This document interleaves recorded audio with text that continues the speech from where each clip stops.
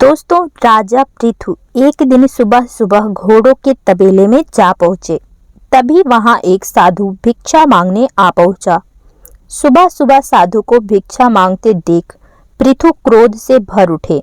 उन्होंने साधु की निंदा करते हुए बिना विचारे तबेले से घोड़े की लीद उठाई और उसके पात्र में डाल दी। साधु भी शांत स्वभाव का था, सो भिक्षा लेकर वहां से चला गया और वह लीद कुटिया के बाहर एक कोने में डाल दी। कुछ समय उपरांत राजा पृथु शिकार के लिए निकले।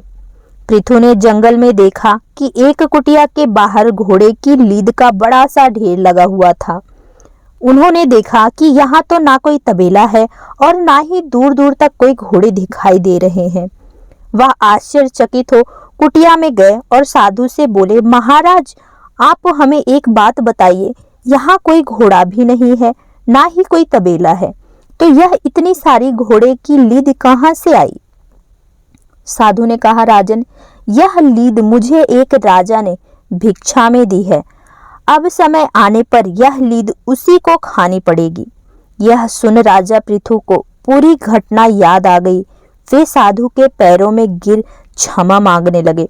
उन्होंने साधु से प्रश्न किया, हमने तो थोड़ी सी लीद दी थी, पर यह तो बहुत अधिक हो गई। साधु ने कहा, हम किसी को जो भी देते हैं वह दिन प्रतिदिन प्रफुल्लित होता जाता है और समय आने पर हमारे पास लौटकर आ जाता है। यह उसी का परिणाम है।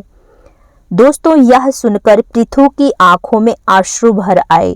वे साधु से विनती कर बोले, महाराज, मुझे क्षमा कर दीजिए, मैं आइंदा ऐसी कोई भी गलती नहीं करूंगा। कृपया कोई ऐसा उपाय बता दीजिए जिससे मैं अपने दुष्ट कर्मों का प्रायश्चित कर सकूं।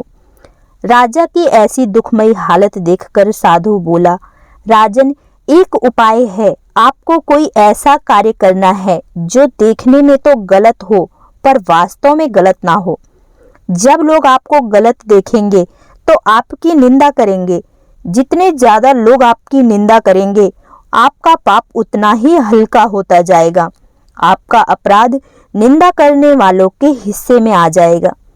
दोस्तों, यह बात सुनकर राजा पृथु ने महल में आकर काफी सोच विचार किया और अगले दिन सुबह से शराब की बोतल लेकर चौराहे पर बैठ गए। सुबह सुबह राजा को इस हालत में देखकर सब लोग आपस में राजा की निंदा करने लगे। कैसा राजा है, कितना निंदनीय कृत्य कर रहा है, या शोभा नहीं दे रहा है।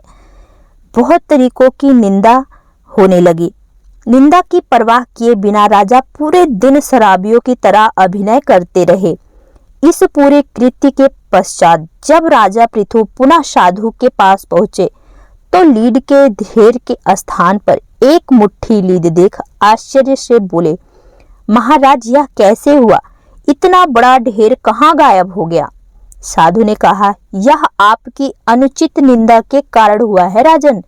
जिन जिन लोगों ने आपकी अनुचित निंदा की है, आपका पाप उन सब के बराबर बराबर बट गया।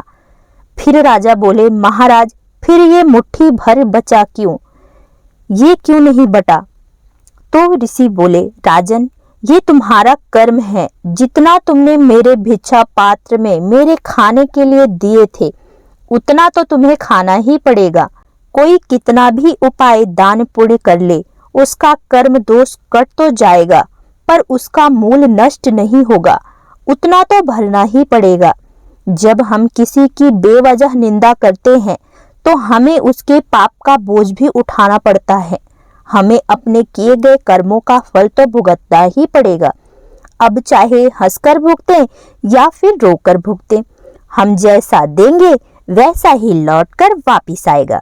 इसीलिए दोस्तों, अपने आसपास लोगों में खुशी, प्रेम, अपनत्व और सहयोग, सुख समृद्धि सही जानकारी बांटें, तो यही आपके पास बढ़कर वापस आएगा। कर्मफल का सिद्धांत। भक्तजनों, यह कहानी आपको कैसी लगी कमेंट करके जरूर बताइएगा। अगर वीडियो पसंद आई है तो वीडियो को लाइक करिएगा। आपके एक लाइक से हमें मोटिवेशन मिलती है। मिलते हैं कुछ अगली कहानियों के साथ। तब तक के लिए राधे राधे, नमस्कार।